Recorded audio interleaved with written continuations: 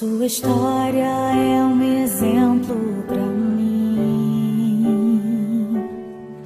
O seu testemunho tem me aproximado de Deus.